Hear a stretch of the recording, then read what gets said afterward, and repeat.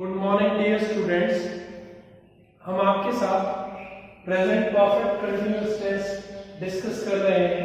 Present perfect continuous tense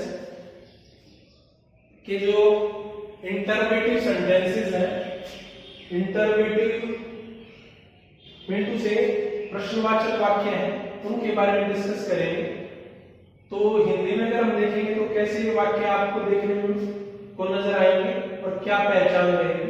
क्या हम सुबह से खेल रहे हैं, क्या मैं 2 घंटे से पढ़ रहा हूं।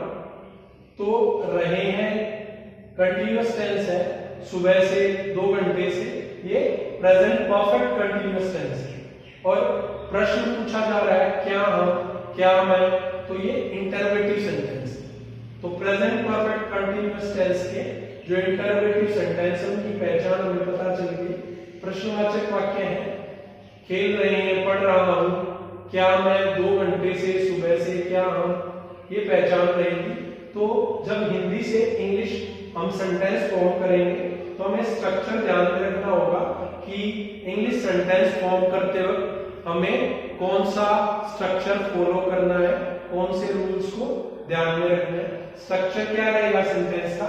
सबसे पहले हेल्पिंग वर्ब आएगी, फिर सब्जेक्ट, फिर बीइंग, फिर base form of the verb plus ING plus object. Helping verb यहाँ हैज और हैव है। हम पहले भी बता चुके हैं कि सभी के साथ हेल्पिंग वर्ब हैव लगेगी, केवल थर्ड पर्सन सिंगुलर के साथ हेल्पिंग वर्ब हैज लगेगी। सभी के साथ मेरा कहने का मतलब है फर्स्ट पर्सन सिंगुलर प्लूरल हो, सेकंड पर्सन सिंगुलर प्लूरल हो या थर्ड पर्सन प्लूरल के साथ भी हेल्पिंग वर्ब हैव लगेगी, केवल थर्ड पर्सन सिंगुलर के साथ हेल्पिंग वर्ब हैज लगेगी। और स्ट्रक्चर याद रहेगा, सबसे पहले हेल्पिंग वर्ब हैज और हैव आएंगी। हैज और हैव दोनों में केवल एक कौन सी आएगी? अगर फर्स्ट पर्सन सिंगुलर सब्जेक्ट होगा तो हेल्पिंग वर्ब हैव आएगी, अगर सेकंड पर्सन प्लूरल होगा तो हेल्पिंग वर्ब हैव आएगी। लेकिन अगर थर्ड पर्सन सिंगुलर सब्जेक्ट होगा तो उसके अकॉर्डिंग हेल्पिंग वर्ब हैज आएगी, दोनों में से कोई एक। उसके बाद सब्जेक्ट, सब्जेक्ट के अकॉर्डिंग ही हमें हेल्पिंग वर्ब हैज या हैव, दोनों में से कोई एक लगाना है। फिर बीइंग सभी सेंटेंसेस में आएगा जो भी प्रेजेंट परफेक्ट कंटीन्यूअस के टेंस होंगे। और base form of the verb that is first form of the verb plus ING plus object. जैसे कि हम देख सकते हैं, क्या हम सुबह से खेल रहे हैं, है हेल्पिंग वर्ब है, सबसे पहले आ गई। सब्जेक्ट हम है, वी फर्स्ट पर्सन प्लूरल है इसीलिए हेल्पिंग वर्ब हैव आई है। Have we been playing since morning, playing में वर्ब की फर्स्ट फॉर्म प्लस आईएनजी है और फॉर और सिंस टाइम के हिसाब से सुबह है तो सिंस है। अगले वाक्य में हम देखेंगे, क्या मैं 2 घंटे से पढ़ रहा हूं, have I first person singular है, that's why helping verb have I है, हैव यूज हुई है आई के साथ, हेल्पिंग वर्ब हैव यूज हुई है।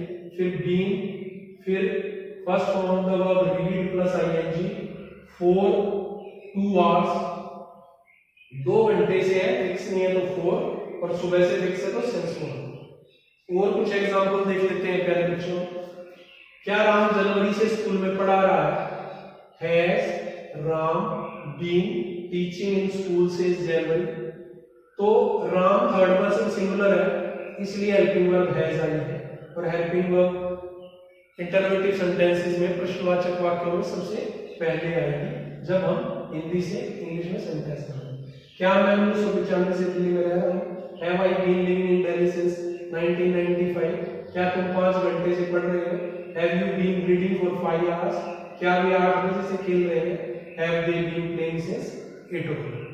तो dear students, you can very well see, you can easily recognize in the sentences of present perfect continuous tense interrogative sentences प्रश्नवाचक चिन्ह। क्या हम सुबह से खेल रहे हैं, क्या मैं 2 घंटे से पढ़ रहा हूँ, क्या राम जनवरी से स्कूल में पढ़ा रहा है, क्या मैं 1995 से दिल्ली में रह रहा हूँ। और इनको इंग्लिश में ट्रांसलेट कैसे करेंगे, स्ट्रक्चर को ध्यान में रखिए। सबसे पहले हेल्पिंग वर्ब हैज या हैव से, और उसका रूल हमने बता दिया, उसके अकॉर्डिंग हम सब्जेक्ट के अकॉर्डिंग हेल्पिंग वर्ब यूज करेंगे। फिर being plus first form of the verb plus ING plus. बहुत आसान है प्यारे बच्चों, अगर आप ध्यान से करेंगे तो बहुत इजीली आप कर सकते हैं।